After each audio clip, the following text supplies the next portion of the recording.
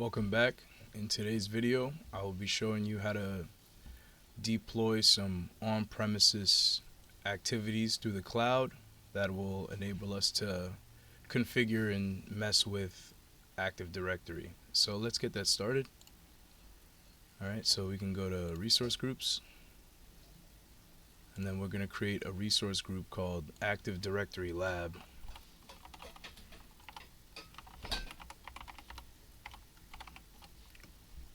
US2 for the region. You just go ahead and create that.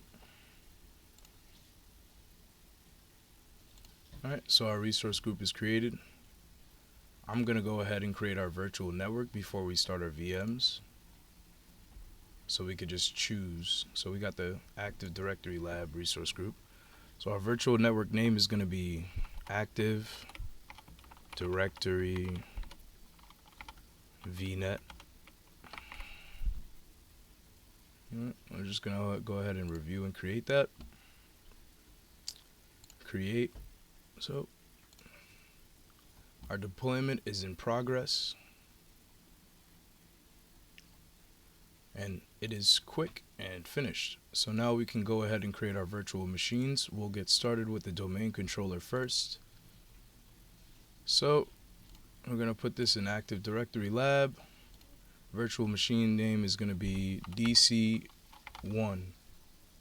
Alright, so we're going to choose Windows Server 2022 Data Center Azure Edition, because Windows Server is a domain controller, so this is what we need to configure Active Directory.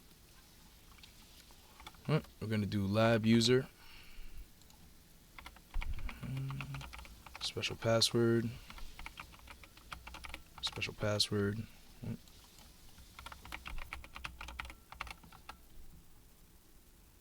and we're going to double check this.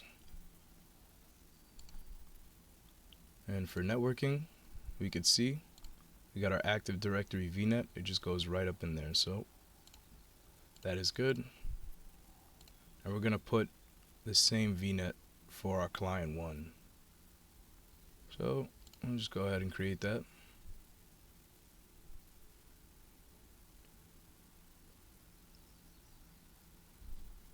Our deployment is in progress. We're just going to go ahead and create client 1 as that's going. Active Directory Lab, client 1. We're going to use Windows 10 Pro. Minimum 2 vCPUs, 8 gigabytes memory. And we're going to go ahead and type in lab user. Same password for the DC1.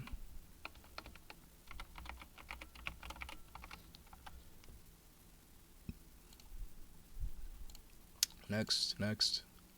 It's already put into our Active Directory VNet, so that's good. Go ahead and click that.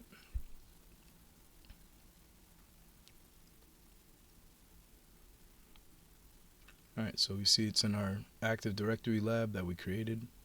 East US2, good. We'll go back to networking. Oh, our deployment got created, that's good. So now we can just create this.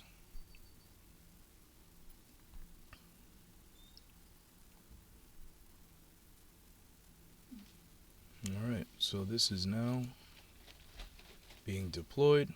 So if we go to virtual machines, go to DC1, we have to get the private IP address of DC1 because we're going to make this our static IP address for client 1 so they can communicate between each other.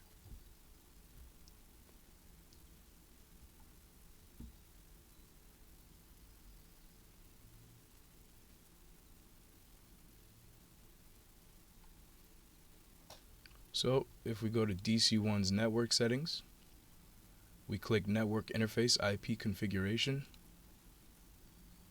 and we go to DNS servers. Oh wait, nope, we're going to do that for client 1. For IP config, you can see that the IP address is dynamic. That means it'll switch given the chance. So we're going to change it to static, and we're going to Static will just keep it as this IP address. So we'll save that.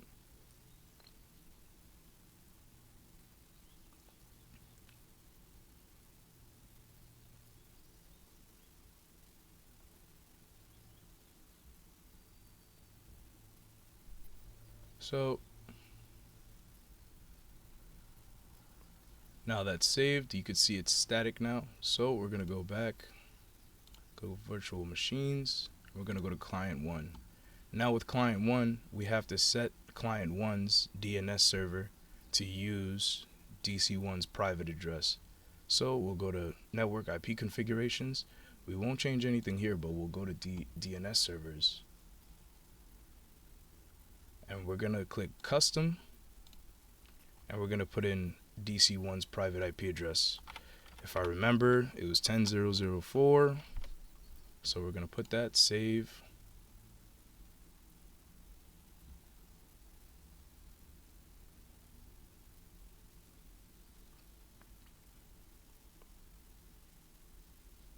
It is loading.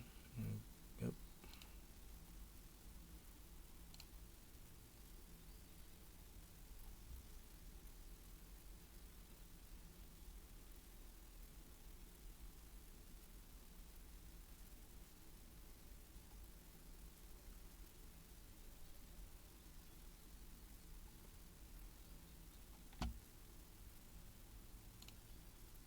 Taking its time.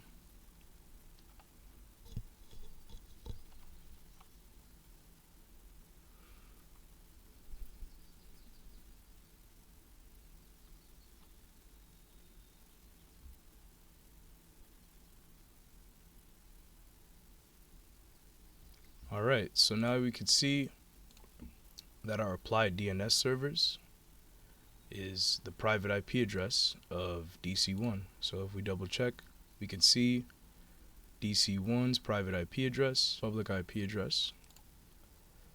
I'm going to run it and switch user, because we have to shut off the Windows firewall for connectivity testing. So put in our password.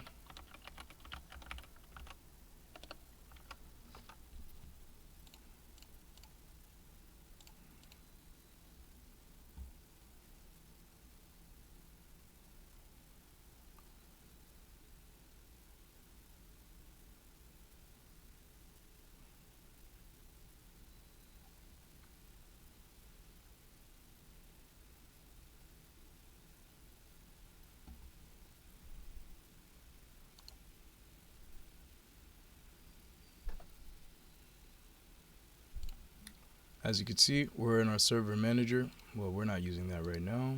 We're just going to run Windows firewall.msc. And we're going to go to Windows Defender Firewall Properties. And we're going to shut off domain profile, off, private, off, public. Apply. Okay.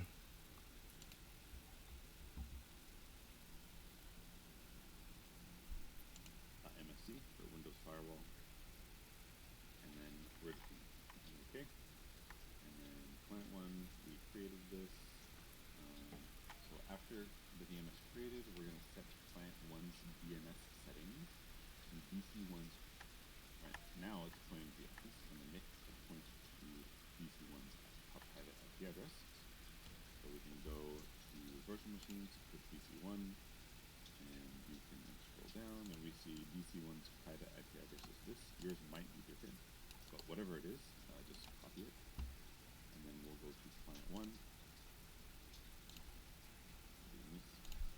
And we can go to networking, network settings. And I believe it's in here.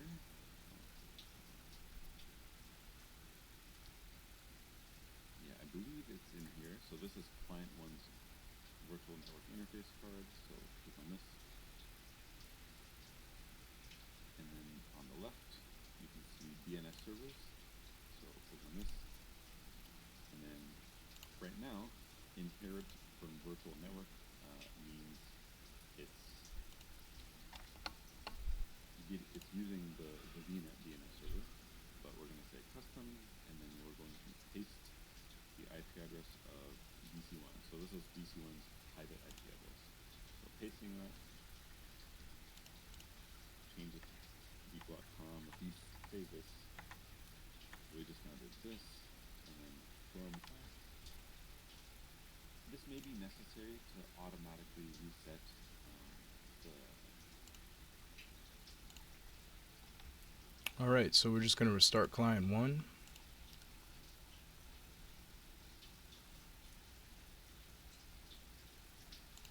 And we're going to copy the public IP address to the clipboard. Just on RDP.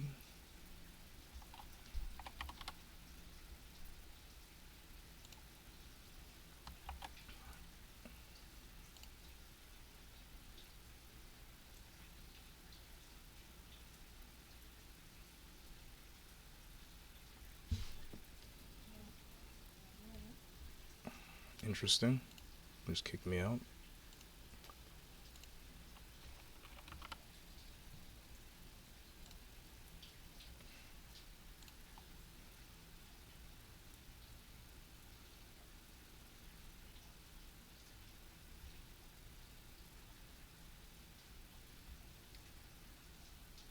Guess that restart took a little longer than expected.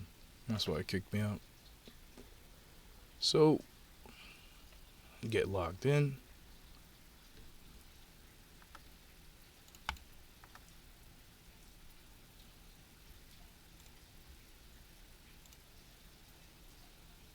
And then we can go ahead and type in PowerShell.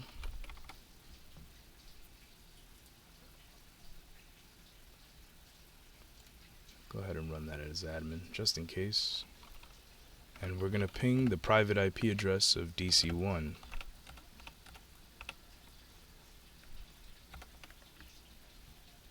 Alright, so we're getting replies back from DC1. So now that we know that our client 1 computer is connected to the domain controller through the network. So we can run ipconfig/all, and you can see that the DNS server has the private IP address of DC1. So that means we're in business, which is good. Alright.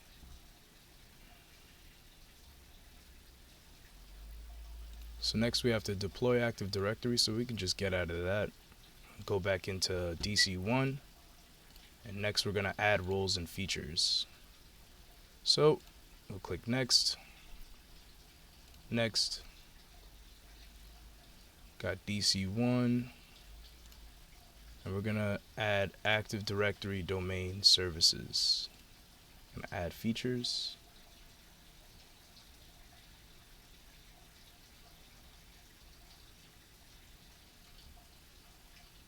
Next. Next.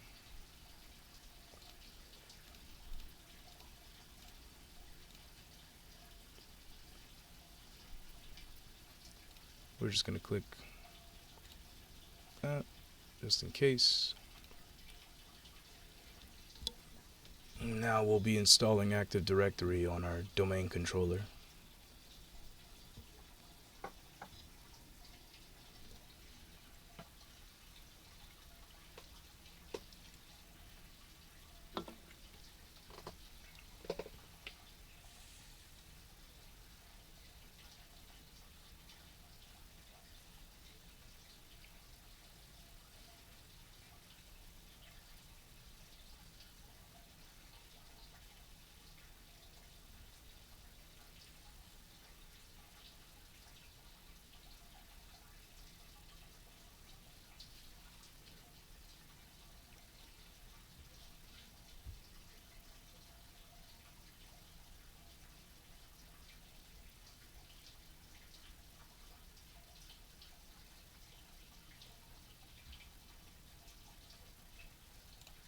Alright, so Active Directory is now installed, but we still have to promote this server to a domain controller. So just go here, click on that blue link, and we're going to type in mydomain.com. Now this is what we'll be using. This is the domain name. We're going to add a new forest. We're not going to do this.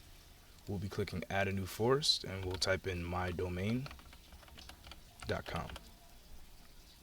Next.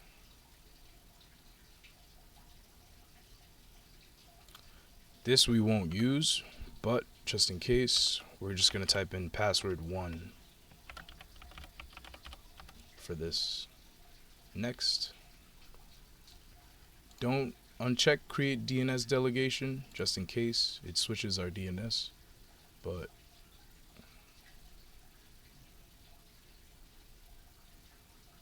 we'll just wait for this to load. Next.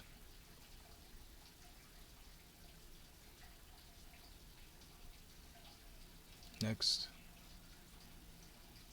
Next.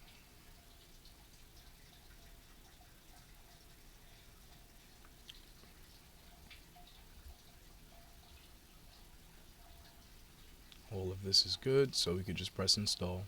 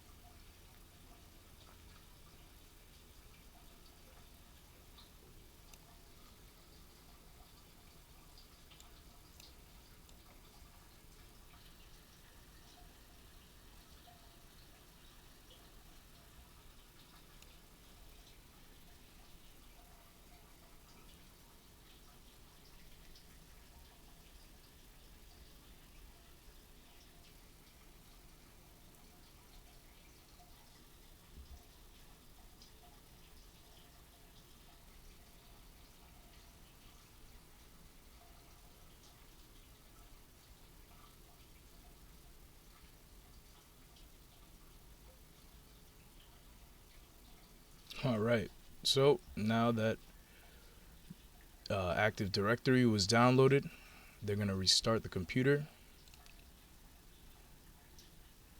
So we can just close this. And we have to log out. It's going to restart anyway, but we have to log out. And we're going to log back in as... One second. Yep. Okay. So we're going to log back in as my domain. Got to specify now.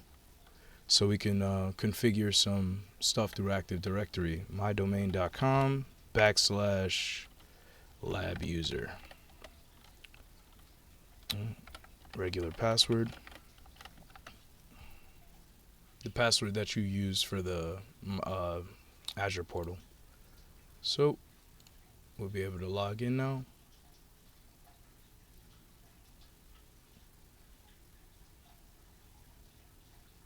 For some reason I couldn't log in. Maybe I chose the wrong password. Domain.com.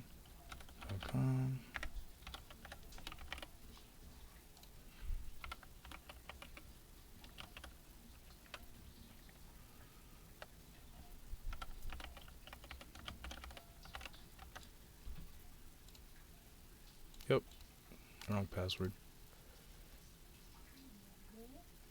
So we're logged in now as a domain user. So we can access Active Directory and add organizational units. We can add users, employees, and we'll be doing that. So it's just loading.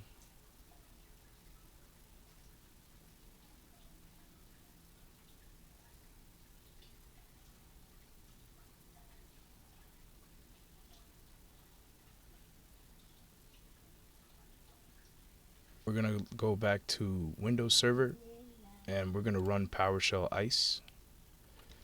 So we're gonna run PowerShell ICE as an administrator. And we're just gonna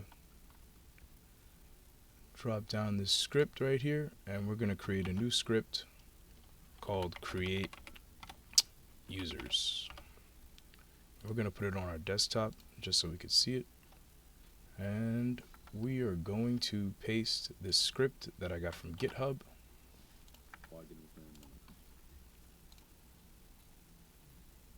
We're just gonna copy the raw file. I have the link in my GitHub for it, and we're just gonna run it. So now you can see all of these users are being created. This is the path that we had before from the OU employees that we created. Now this is going to create 10,000 users. You can let it run if you want.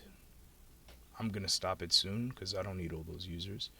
But yeah, we have this path for that. So that's how this is functioning. It's all being sent to this organizational unit. Now you could see all of these users are being added from this script. So we're gonna grab one of these users. We'll grab a sibrib right here.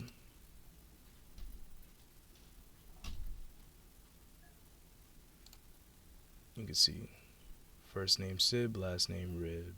Well, his display name is sibrib, but that doesn't matter. So you can see he's out of part of the domain users. So to double check that these users are running properly, we can go to client 1, get the public IP address. We're just gonna, because I think I have client 1 running already, so we'll just log out of this.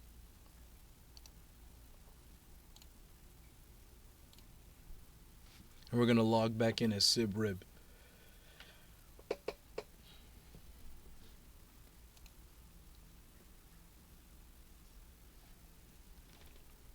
Grab that.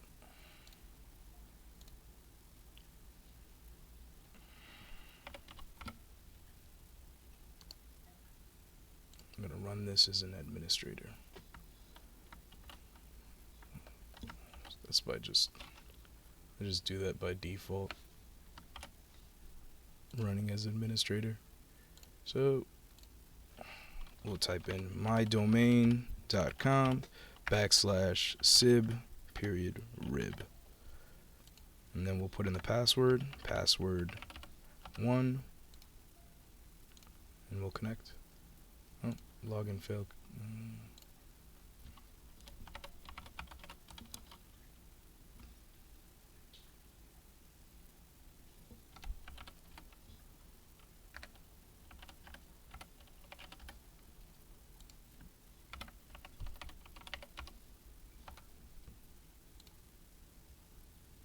Alright,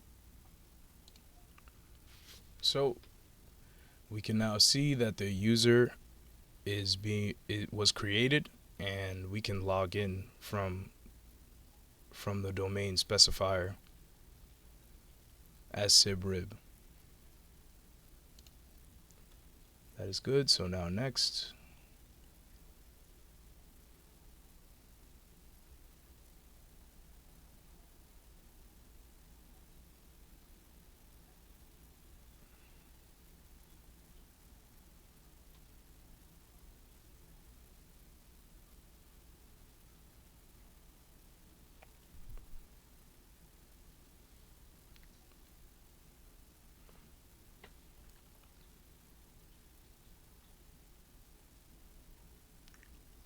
alright, so next we're gonna log back in as DC1.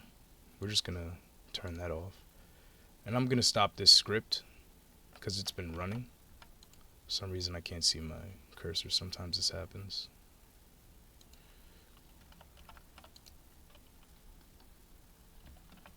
There we go, it's back. So we're just gonna stop the script because I think we have enough employees. Like I said, it's just gonna go to 10,000 employees. So we'll just turn this off. Got a load of employees over here. So now we are going to try to log into SibRib using the wrong password so we can get an account lockout, but our account lockout policies are not created yet. So we're just gonna go to run and we're gonna type in GPC because we have to go to our group policy editor. So we'll type in gpc.msc. Oh, wrong thing. 1 second. Oh, gpmc.msc.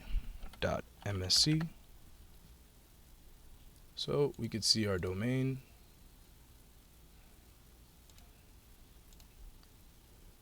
Domain. This is our default domain policy. So this is where we gotta edit this. So we'll right click, edit, and we can go down to computer configuration, policies, Windows settings, and we have security settings over here. So you could see we have an account policy. So we'll go to account policy and we have our account lockout policy over here.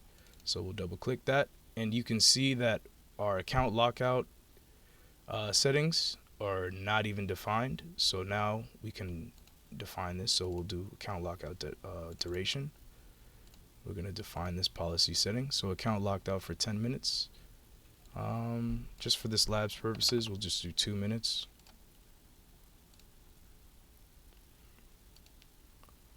Five invalid logon to we'll enable this.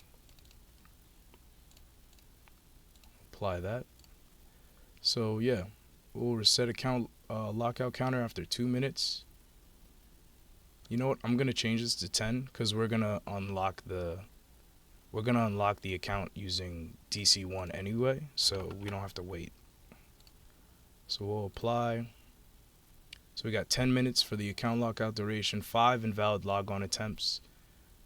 Lockout is enabled, and we can reset the lockout counter after 2 minutes. So let's see. I don't have to. Just making sure I don't have to apply anything here. So we're gonna go ahead and log back in as SibRib using client 1.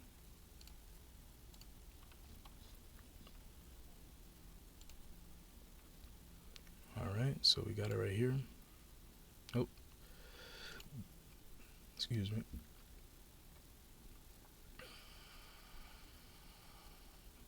I don't want to log in, I want to use the wrong password, so we could just edit. And then we'll just put in some random. Again, again, again, again.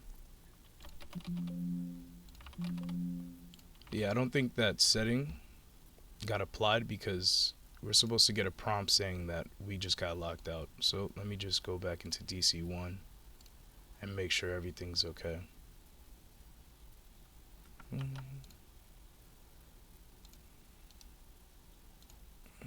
Just make this 3.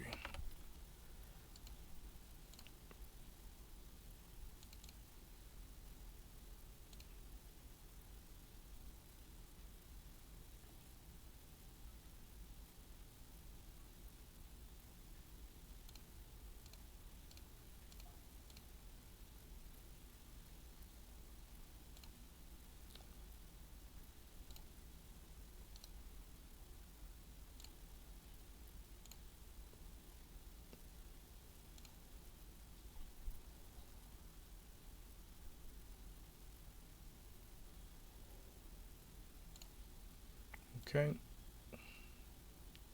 So we'll just boot up RDP again.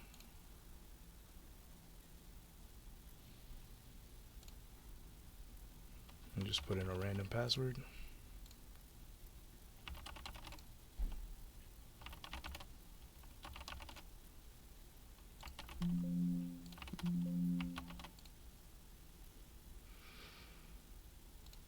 For some reason, our account policy did not go into effect. So I think I'm just going to restart client DC1.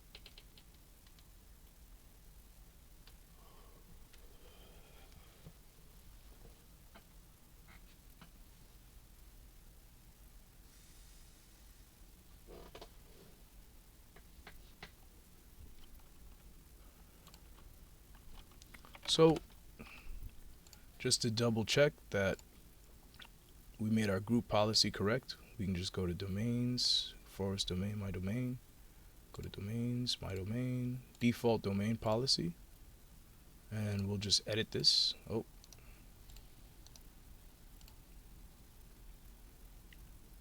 So we'll go to computer configuration, Windows settings, security settings, account policies. So we have our account policy set. 3 invalid logon attempts. You just double click this to change it. Define policy setting. We did that already, so we just have to make sure on the back end everything is. So we'll just run command prompt as an administrator, and we'll do GP group policy update /force. So now it's updating the policy.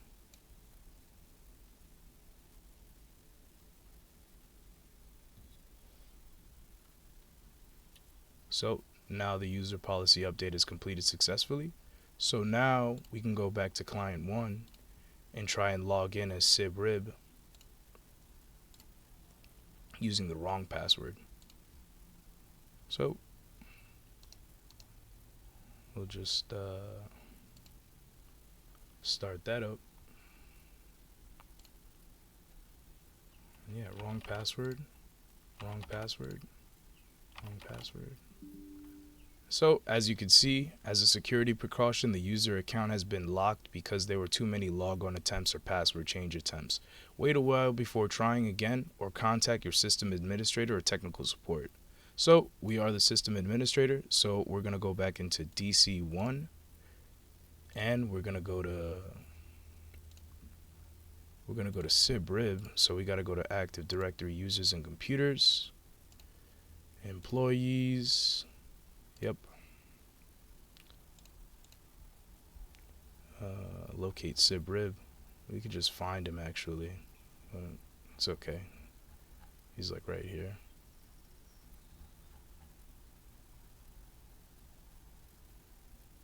Right here. So go to account, and you can see that the account is locked out because you gotta unlock account. This account is currently locked out on this Active Directory domain controller.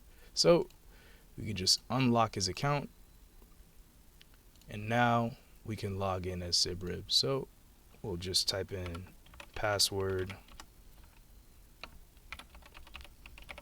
1.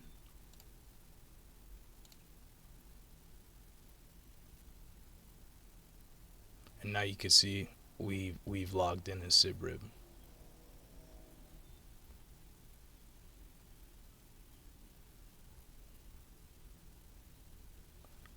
Just to double check, we can always go to CMD, and you could see his name right here, but we could always type in who am I, and we are Sibrib. So now I'll show you how to reset a password.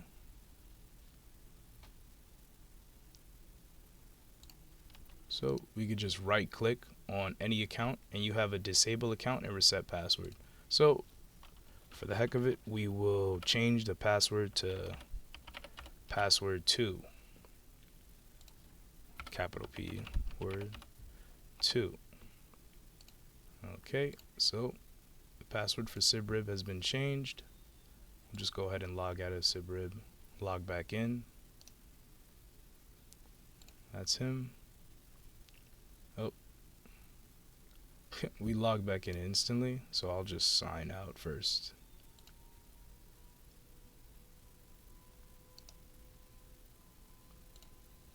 This is our guy.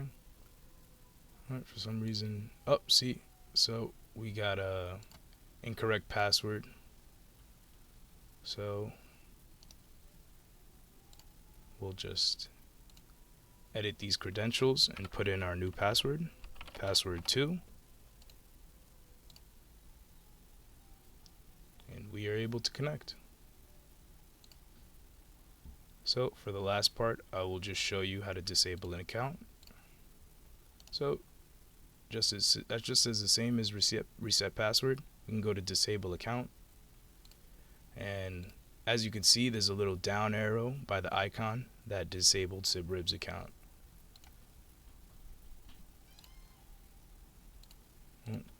We're in right now, but if we sign out and then try to log back in as Sibrib, it should not work.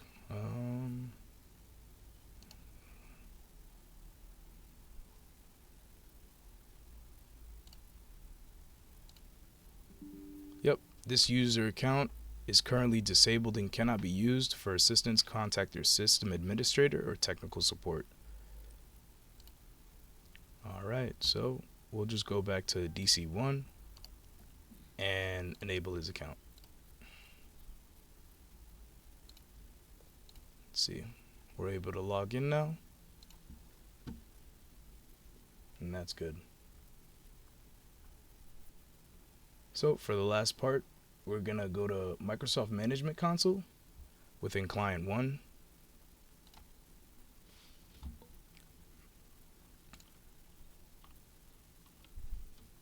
We're gonna run Event Viewer, so just go to Run.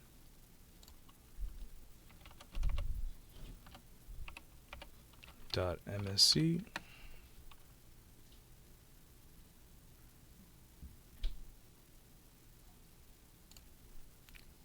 Oh, but I forgot. We really can't view much as a user. So if we were to go to Windows Log Security, we don't have access to that. But since we have a domain admin, Jane admin, we can always just type in Event Viewer, and then we run it as an administrator. So now we have some credentials that we got to type in. So we'll just log in to this as Jane Admin.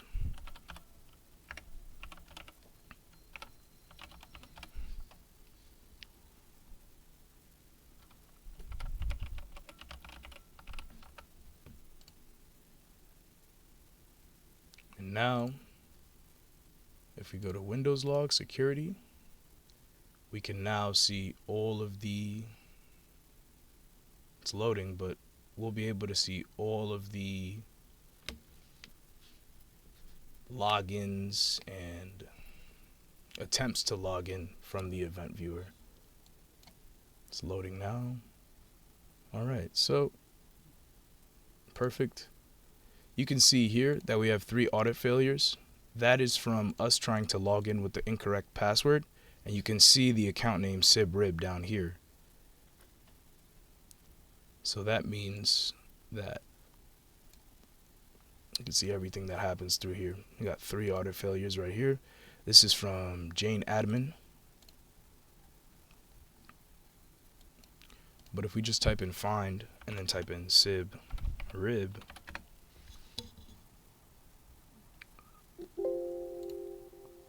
we can see find next. You can see all of the logins and log off and just incorrect logins from SibRib. Alright. That concludes the Active Directory lab. Thank you so much for taking the time to see this and learn some stuff with me. Have a great day. Bye.